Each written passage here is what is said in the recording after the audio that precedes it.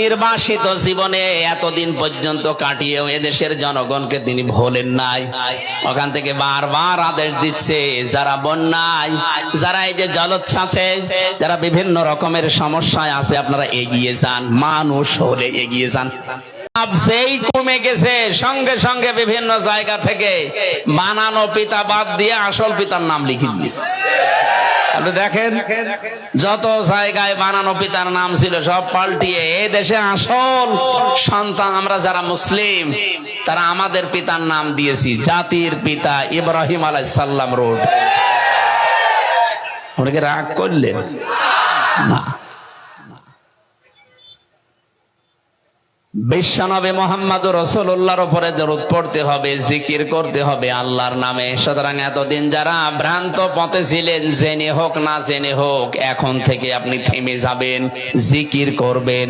কার নামে? দরুদ পড়া লাগবে রাসূলুল্লাহর নামে। আমি 27টা কারণ পেয়েছি দরুদ পড়ার। 1 নম্বরে বিশ্ব নবীর উপরে দরুদ পড়তে হবে। এই কারণে পৃথিবীতে হে নেতা এই শব্দটা বলে আল্লাহ ডাক দিয়েছেন আমাদের রাসূলকে। রব্বুল আলামিন বলেন ইয়াসিন, হে নেতা। এটা তাফসিরে কাবিরের ভেতরে আছে। আল্লামা ফখরুদ্দিন রাজি রহমাতুল্লাহ আলাইহি লিখেছেন, ইয়া মানে হে, সিন মানে সাজ্জেদ।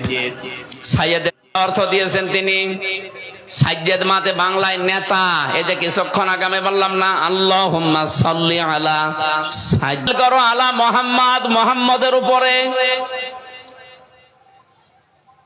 আকস্মিক ভাবে যেন আল্লাহ আমাদেরকে অজানা প্রশ্ন করছেন, এই মাদারীপুরের মানুষেরা, এটাকের হাটের মানুষেরা, দাঁড়া, তোরা যে শান্তি বর্ষণ করার জন্য সবাই মিলে এক বাক্যে দোয়া করলি, আল্লাহুম্মা সাল্লি আলা মুহাম্মদ, যে মুহাম্মদের উপর আমি শান্তি নাজিল করব। কে এই লোকটাকে? আমরা এক বাক্যে সবাই জবাব দিয়েছি, তিনি সাধারণ মানুষ না, সাজ্জি না, তিনি আমাদের সবার নেতা। সুবহানাল্লাহ বলতে পারেন নাই? এখানে যেমন স্বীকার করলেন, জন্ম থেকে মৃত্যু পর্যন্ত এটা স্বীকৃতি দেওয়া লাগবে যে আমাদের নেতা মুহাম্মদ। কথা বলেন না কেন? নেতা হওয়ার জন্য কিছু কোয়ালিটি লাগে, আন্দাজে নেতা হওয়া যায় না। এদেশে তো যারে তারে আমরা নেতৃত্বের ভার দিয়েছি, যারে তারে নেতা বানিয়ে দিয়েছি না। আমি কোরআন থেকে হাদিস থেকে ব্যাখ্যা বলছি, কোন মানুষ যদি নেতা হতে চায় 5টা কোয়ালিটি মাস্ট বি লাগবেই। আর 5টা বিষয় তাকে দুনিয়ায় ছেড়ে দেওয়া লাগবে। দেখেন তো বাংলাদেশে আয়াতগুলো, ইন্নাল্লাহা আসতাফাহু আলাইকুম ওয়া জাদাহু বাসতাতান ফিল ইলমি ওয়াল জিসম ইলা আখির আয়া। রব্বুল আলামিন বলেন, তোমাদের নেতৃত্ব দেবে তো তারা, যেই মানুষগুলোকে আমি আল্লাহ প্রশস্ত জ্ঞান দিয়েছি এবং শক্তিশালী শরীর দিয়েছি, শক্তির অধিকারী যারা। আয়াত প্রমাণ করে নেতৃত্ব দিতে হলে জাতির আপনাকে জ্ঞানের অধিকারী হওয়া লাগবে। কথা বলে না কেন? 2 নম্বরে শারীরিকভাবে শক্তিশালী হওয়া লাগবে আপনাকে। আজ তাকান তো এই দেশের দিকে, যারা নেতৃত্ব দিত এখন দিচ্ছে, প্রশ্ন আসতে পারে যারা এখনো নেতৃত্ব দেয় এদের জ্ঞানের বহর কতটুকু আপনি টের পাচ্ছেন না। আমি 4 জন নেতার নাম বলছি, আপনি রাগ করবেন না, মিলাবেন। তারাও কিন্তু জেনারেল শিক্ষিত মানুষ। ডাক্তার শফিকুর রহমান, ডাক্তার আব্দুল্লাহ মোহাম্মদ তাহের, অধ্যাপক মিয়া গোলাম পরোয়ার, অধ্যাপক মুজিবুর রহমান রাজশাহী। এই যে 4 জনের নাম বললাম, একটাও মাদ্রাসার বারান্দায় কোনোদিন যায়নি। অথচ একটা আলেম, আমরা যারা এই সিলেবাস ভিত্তিক আলেম যারা এই দেশে আলিয়া বলে, এর এত গভীর জ্ঞান লাগে লোকটা, এত তথ্য বের করতে পারে। আমি হাফেজ, মাওলানা, মুফতি, বিশ্ববিদ্যালয় থেকে আমার অনার্স মাস্টার্স করা কোরআনের উপরে, অথচ মনে হয় ওনার কাছে আমি বাচ্চা। আপনি বলেন যে জেনারেল শিক্ষিত হলে জ্ঞান পাওয়া যায় না, তো এরা জ্ঞান কি আকাশ থেকে পেয়েছে নাকি? এদের জ্ঞান অর্জন করা লাগে নাই। নেতৃত্বের কোয়ালিটি প্রথম আপনাকে জ্ঞানী হওয়া লাগবে দুই বিষয়ে, হয় দুনিয়া এবং আখিরাত। আর দুইটা সমান তালে তাদেরকে আপনি দেখেন প্রত্যেকটা বিষয়ে। ডাক্তার শফিকুর রহমান আলাইহিস সালাতু ওয়াস সালাম, ছোটবেলা থেকেই তো আমরা হাদিস পড়ছি, কোরআনের আয়াত পড়ছি, এর ভেতরে যে এই তথ্য আছে আমি জীবনে কোনোদিন কল্পনাও ছিল না আমার। মানে ব্যাখ্যা করলেন খায়রুন নাস, পৃথিবীতে সবচাইতে ভালো মানুষ আল্লাহর কাছে, রাসূলের কাছে ওই লোকটা মাই ইয়ানফাউন নাস। ইয়ানফাউ মুজারে বর্তমান, ভবিষ্যৎ, প্রেজেন্ট, ফিউচার। নবীজি কিন্তু মাই ইয়ানফাউল মুসলিমুন, যারা মানুষের উপকার করে, কল্যাণ সাধন করে, মানুষের উপকারের জন্য যারা চেষ্টা চালায় এবং যারা চালাবে ভবিষ্যতেও, এই মানুষগুলো আল্লাহর কাছে, রাসূলের কাছে উত্তম মানুষ। কোনদিন আমি কল্পনা করি না যে এখানে আল্লাহর নবী কেন মুসলিমনা দিল না। নাস শব্দ দিয়ে নবীজি এত বড় বিশাল মনের পরিচয় দিয়েছেন, কিয়ামত পর্যন্ত এই খায়রুন নাস, মাই ইয়ানফাউন নাস নিয়ে মানুষ চিন্তা ভাবনা করবে, কোল কেনারা পাবে না। এই জন্যই দেখতে পাচ্ছেন না, স্বাধীন হওয়ার পর থেকে ডাক্তার শফিকুর রহমানের কাছে কিন্তু হিন্দু, মুসলমান, বৌদ্ধ, খ্রিস্টান নেই, মানুষ হলেই ছুটি যাচ্ছেন। এই কথা বলছেন না কেন? জনাব তারেক রহমানের দিকেও আমি তাকিয়েছি।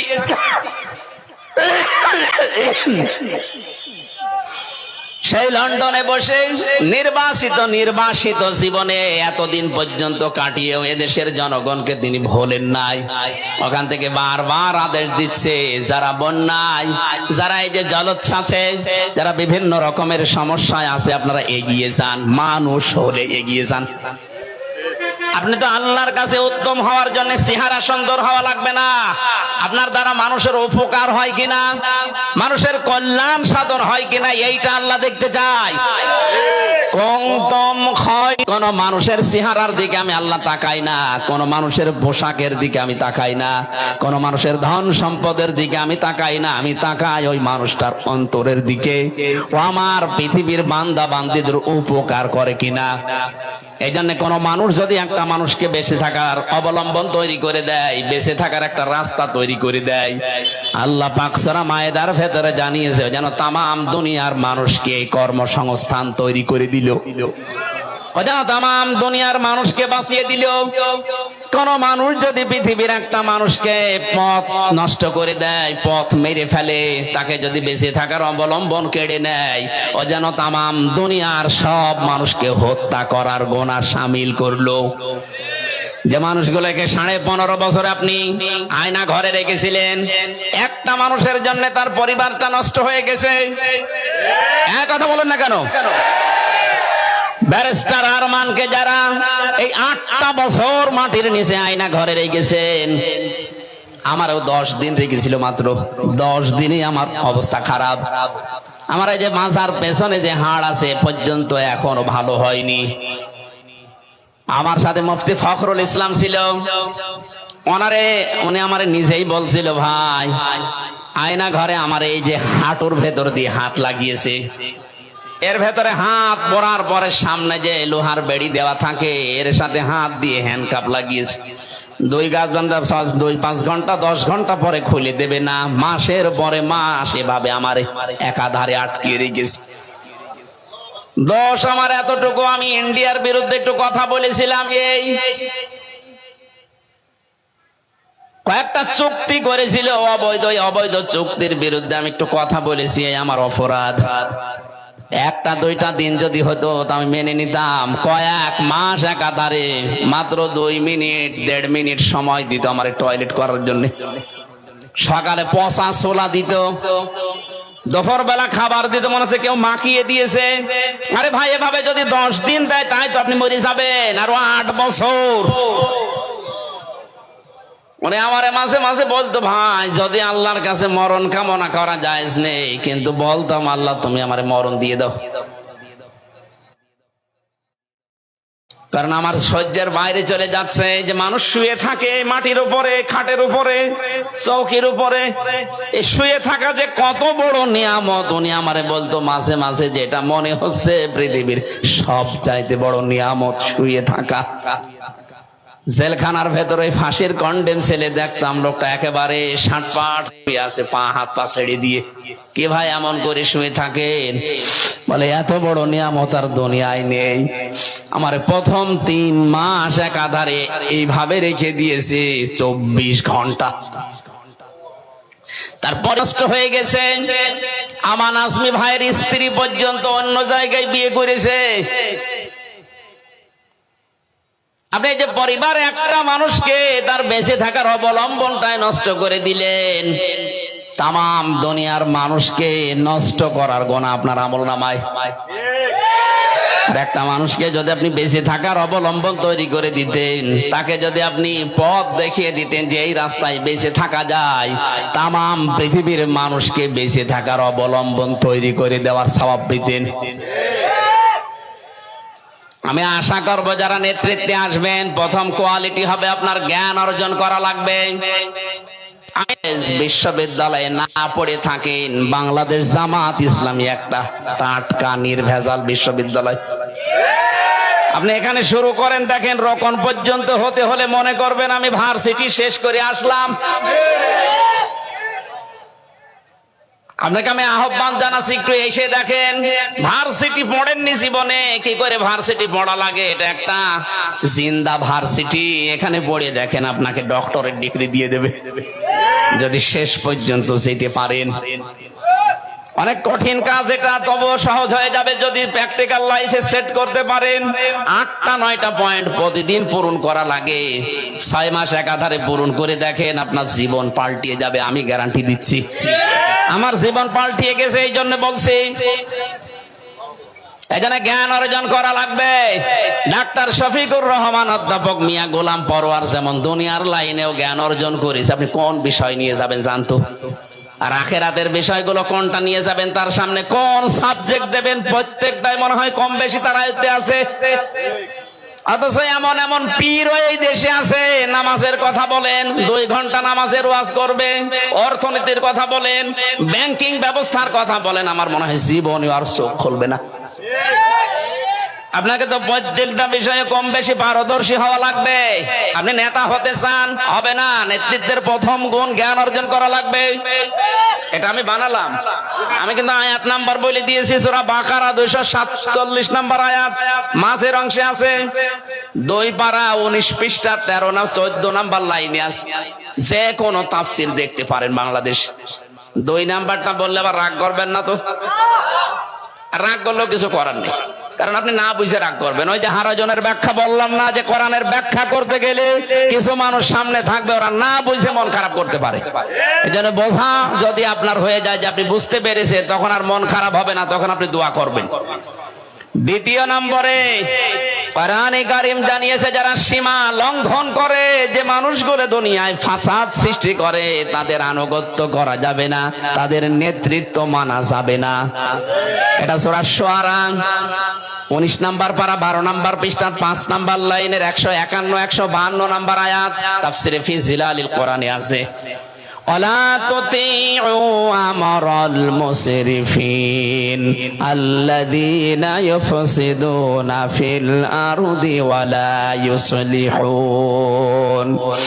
আল্লাহ বলেন, অনুসরণ করা যাবে না, তাদের নেতৃত্ব মানা যাবে না, যারা সীমা লঙ্ঘন করে, যারা ইসরাফ করে, দুনিয়ায় যারা ফাসাদ সৃষ্টি করে, শান্তি তৈরি করার জন্য, সংশোধনের জন্য যাদের কোনো চেষ্টা নেই, এ মানুষের অনুসরণ করবা না। তাহলে যে মানুষগুলো দেশে সীমা লঙ্ঘন করেছিল, বিচার ব্যবস্থায়, শিক্ষা ব্যবস্থায়, এই কথা বলছেন না, সীমা লঙ্ঘন করেছে, আপনি কোথায়? এমন কোন জায়গায় এই দেশে ছিল না। আপনি তাকান, কেন্দ্রীয় মসজিদের ইমাম পর্যন্ত পালিয়ে গেছে। একটা জাতি কত নিচে নামলে জাতীয় মসজিদের ইমামও পালিয়ে যায়। এসেছিল কয়েকদিন আগে, জোর করে দখল করার জন্য জনগণ জুতা দিয়ে পিটিয়েছে। লজ্জা শরম যে কিচ্ছু নেই, পরের দিন স্ট্যাটাস দিয়েছে, জনগণ আমার জুতা মেরেছে কিন্তু একটা আমার লাগেনি। কত বড় শয়তান মানুষ। বাবা তো ভালো ছিল, এইরকম কাল পিটা কোন জায়গা থেকে? জনগণ জুতা মেরেছে কিন্তু আমার জুতা লাগেনি, লাগলে আপনার ভালো লাগতো। এখানে ফাসাদ শব্দের ব্যাখ্যায় মুফাসসির বলেন ফাসাদ মানে মানুষের তৈরি করা নিয়ম নীতি। দুনিয়ায় যারা মানুষের তৈরি করা নিয়ম নীতি কায়েম করতে চায় এদের অনুসরণ করা, আনুগত্য করা যাবে না।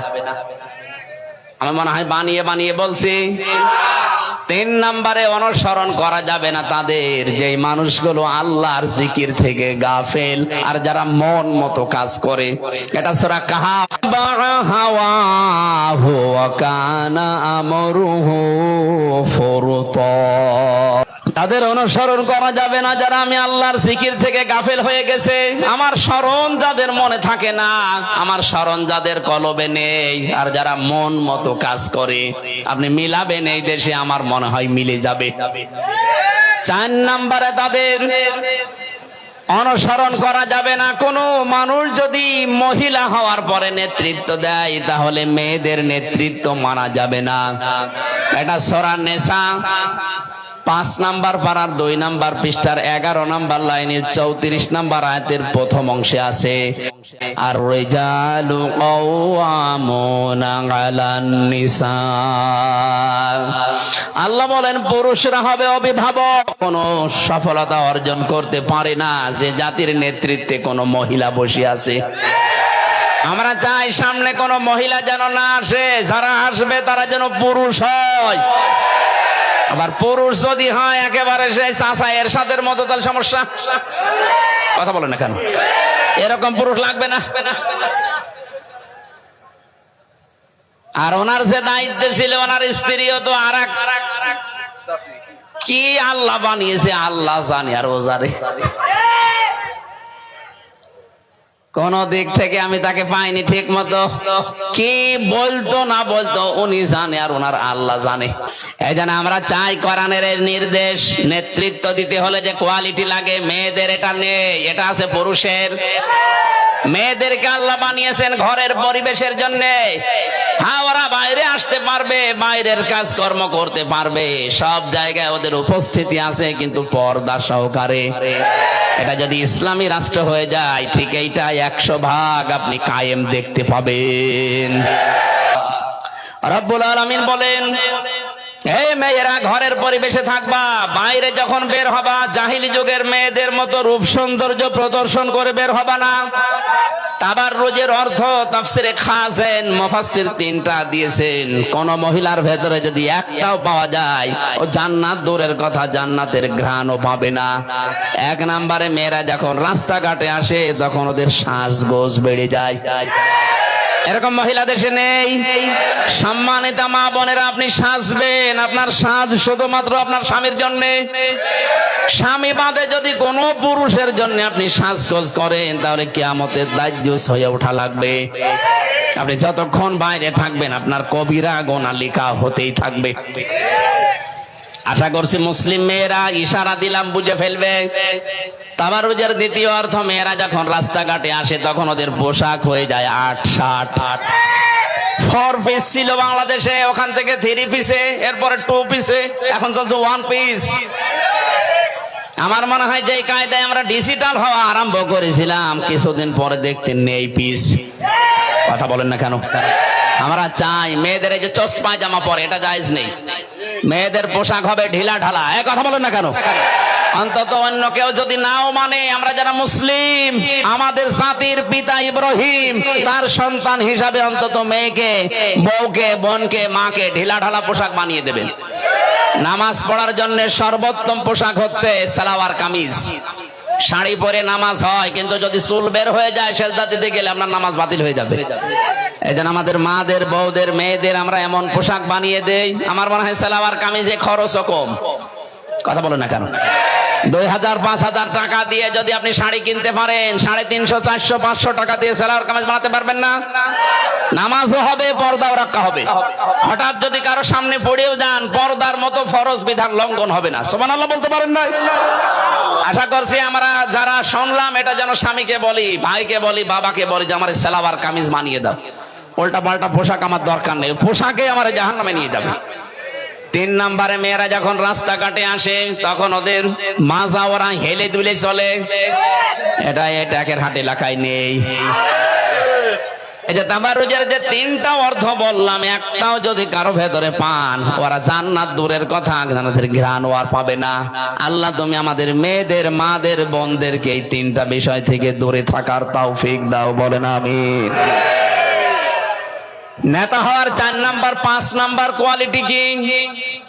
এটা বললে আবার ঝামেলায় পড়ে যাব, এখন তো ঝামেলা নেই। সূরা বাকারা প্রথম নাম্বার পারা 18 নাম্বার পৃষ্ঠার 4 নাম্বার লাইনের 124 নাম্বার আয়াত। এটা তাফসিরে ইবনে কাসিরে আছে। ওয়াইযিবতালা ইব্রাহিমা রাব্বুহু বিকালিমাতিন ফাআতাম্মাহুন্না। আমি এই আয়াতটার ব্যাখ্যা করেছিলাম গত বছর মনে হয় এই জায়গায়, এখানে না কোন জায়গায় এসেছিলাম না? আমাদের জাতির পিতা যিনি, তাকে আল্লাহ 50টা পরীক্ষা করেছিলেন দুনিয়ায়। আল্লাহ বলেন প্রতিটি পরীক্ষায় হযরত ইব্রাহিম ফার্স্ট ক্লাস ফার্স্ট হয়েছেন। ফাতাম্মাহুন্না, প্রতিটি তিনি পরিপূর্ণ করে দেখিয়েছেন।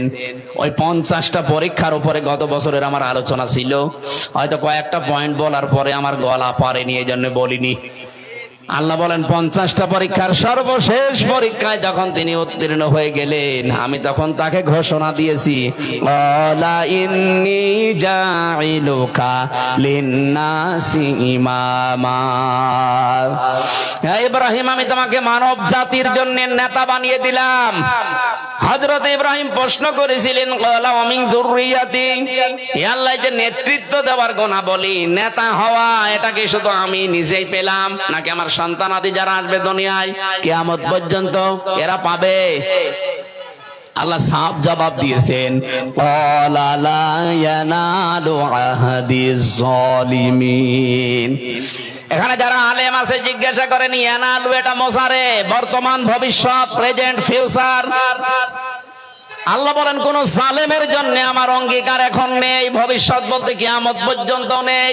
এই জন্য যারা জালেম তারা জাতির নেতা হতে পারবে না। জালেমদেরকে নেতা হওয়া জায়েজ নেই। অথচ 15.5 বছরে যারা যত বড় জালেম তারা তত বড় নেতা ছিল। নেতা হওয়ার যে 5টা কোয়ালিটি বললাম, 1 নম্বরে জ্ঞান থাকা লাগবে, 2 নম্বরে সীমা লঙ্ঘনকারী হবে না, 3 নম্বরে আল্লাহর জিকির থেকে, স্মরণ থেকে যে গাফেল হবে না, 4 নম্বরে কোন মহিলা নেতা হতে পারবে না, 5 নম্বরে কোন জালেম নেতৃত্ব দিতে পারবে না। এই 5টার বাইরে যাদের গুণ আছে আল্লাহ তাদেরকে নেতৃত্বের আসনে যেন বসিয়ে দেন, বলেন আমিন। আমরা কোরআনে কারিম থেকে একটা মাত্র আয়াত পড়েছি। আমার যতটুকু কোরআনের উপরে স্টাডি আছে, জ্ঞান আছে, এই আয়াতটা যদি আমার মরণ পর্যন্ত আলোচনা হয়, মরণ এসে যাবে, তাও শেষ হবে না। এত কথা আল্লাহ এর ভেতরে লুকিয়ে রেখেছেন। তাফসীরুল কোরআন মাহফিল লিখে দিয়েছেন, আমরা তাফসীর আকারে এখান থেকে একটু বের করি, নাকি চলে যাবেন?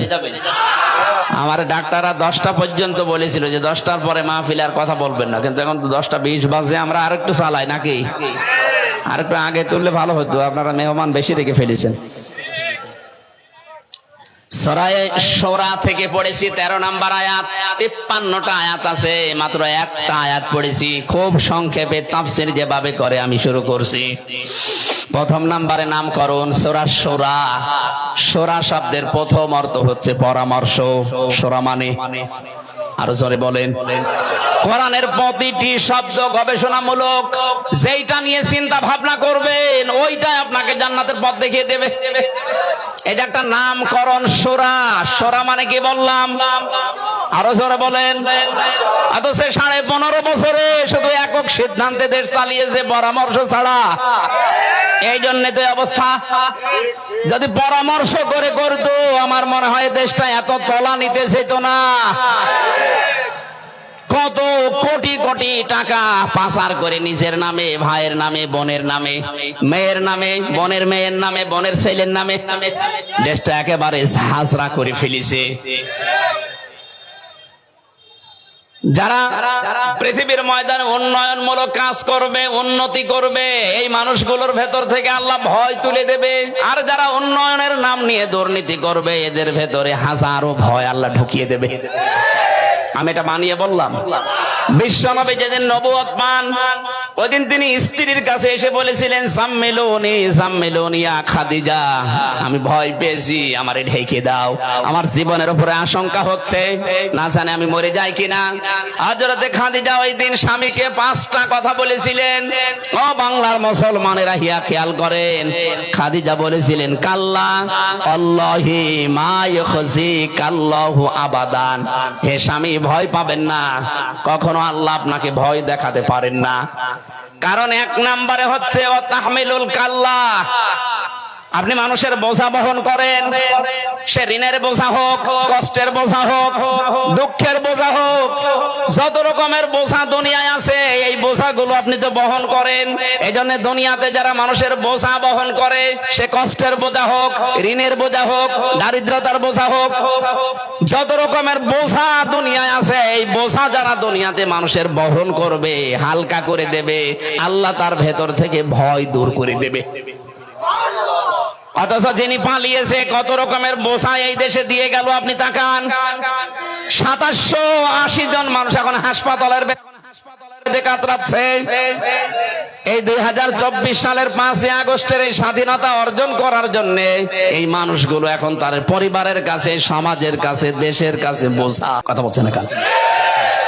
1000 না 1760 জন মানুষ শহীদ হয়েছে সরকারি তালিকা।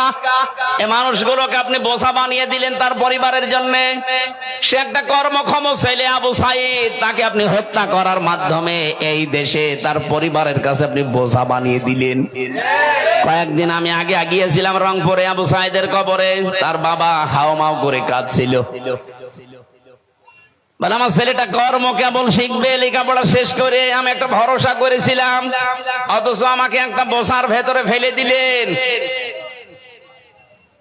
শুধু আবু সাইদ না, শুধু মীর মুগ্ধ না, এরকম 1700 কত মানুষ এই দেশে যারা শহীদ হয়ে গেল।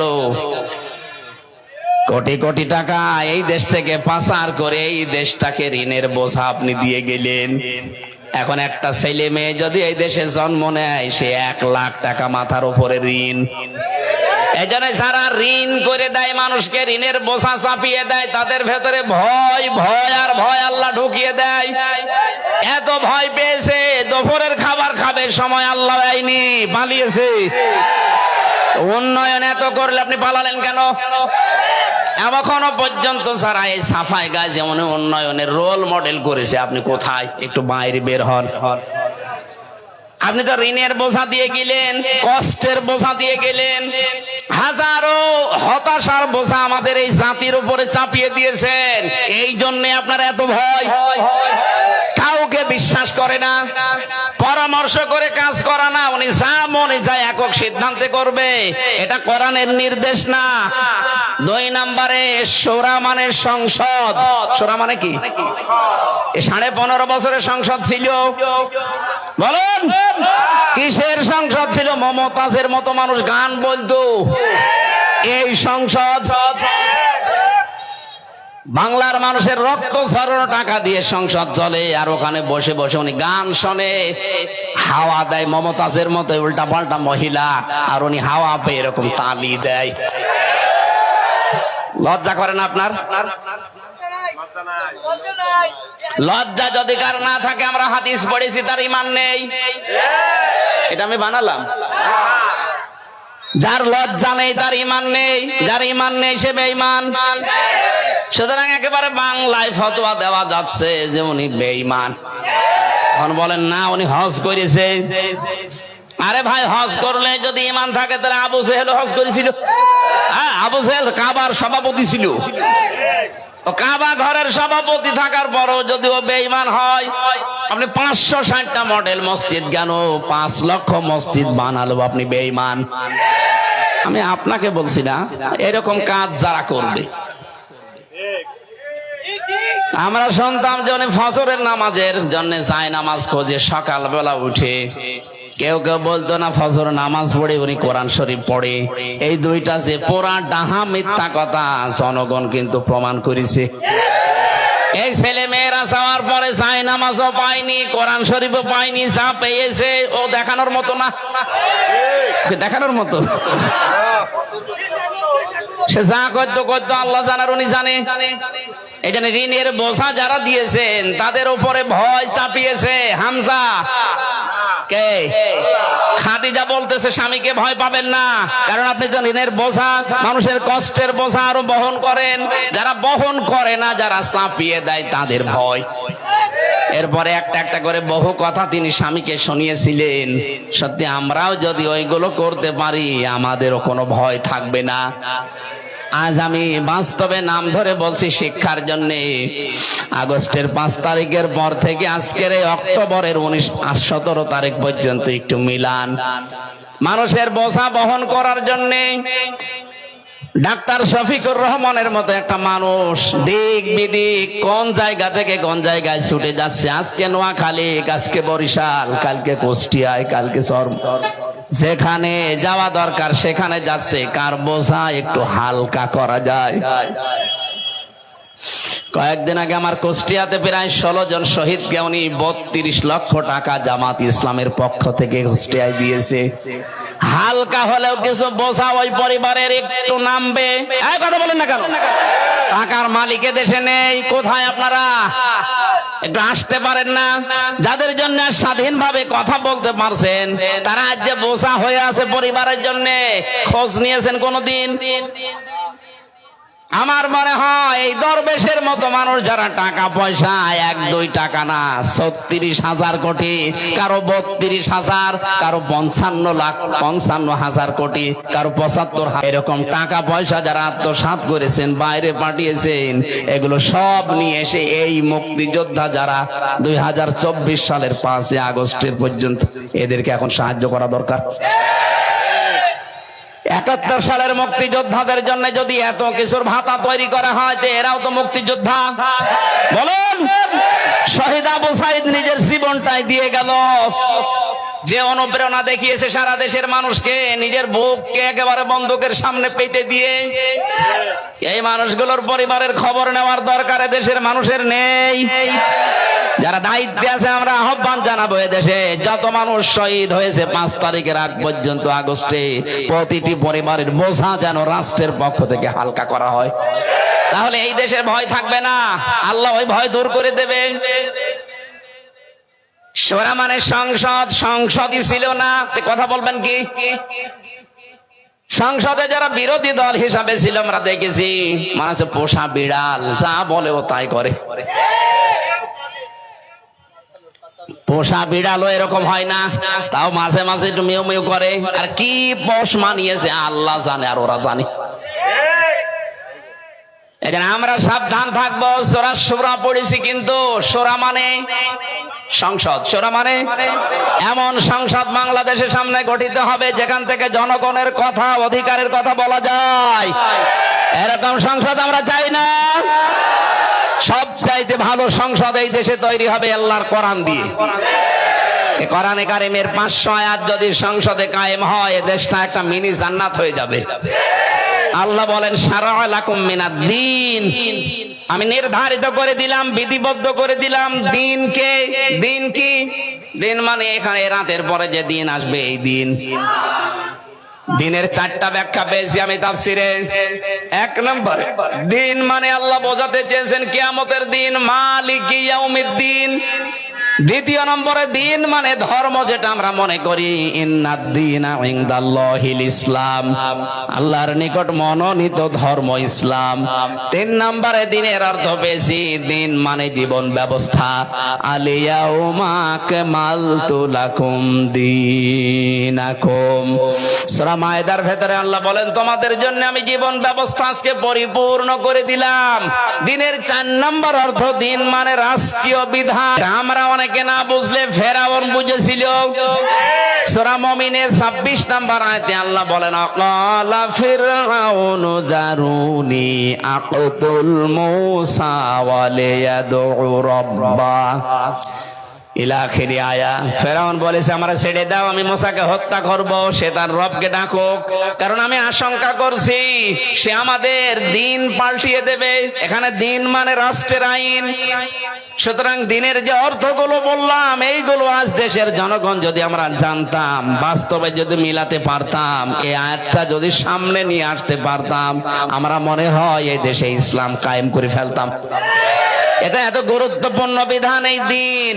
আল্লাহ বলেন হে নবী, আপনাকে না নূহ আলাইহিস সালামকে আমি এই নির্দেশ দিয়েছিলাম, আপনাকেও দিলাম। এমনকি আপনার আগে আমি ইব্রাহিম, মুসা, ঈসা এদেরকে একই কথা বলেছি, আন আকিমুদ্দিন, যে আমার দিন কায়েম করো। এ কথার এত গুরুত্ব দিলেন কেন? পৃথিবীর প্রতিটি নবীর ভেতরে আমরা যতটুকু ইতিহাস জানি, 25টা নবীর ইতিহাস কোরআনে আছে। অন্যান্য লক্ষাধিক নবী আল্লাহ দুনিয়ায় পাঠিয়েছেন। আমার এই ছোট্ট জীবনে আমি যত নবীর জীবনী পড়েছি, তাদের শরীয়তে হয়তো কিছু না কিছু কম বেশি ছিল, কিন্তু প্রতিটি নবীর শরীয়তে এই কথাটা প্রত্যেকটা জায়গায় ছিল, আন আকিমুদ্দিন, দিন কায়েম করো, ওয়ালা তাতাফাররাকু ফি, এ বিষয়ে কোনো মতপার্থক্য করা যাবে না, কোন ফতোয়াবাজি এখানে চলবে না। সুতরাং এদেশে দিন কায়েম করা লাগবে, এইটাই ফাইনাল। এ বিষয়ে কোনো ফতোয়া নেই। হ্যাঁ, মতপার্থক্য আমাদের অন্য বিষয়ে থাকবে। প্রতিটি নবীর ভেতরে শরীয়তে কম বেশি ছিল কিছু কিছু, কিন্তু এ বিষয়ে কোনো কম বেশি নেই। প্রত্যেকের শরীয়ত এইটা, আন আকিমুদ্দিন, দিন কায়েম করো, দিন কায়েম করো। গুরুত্বপূর্ণ বিষয় কেন? কারণ দিন কায়েম হলে হালালকে হালাল, হারামকে হারাম জেনে ছেড়ে দেওয়া যায়। কথা বলেন না কেন?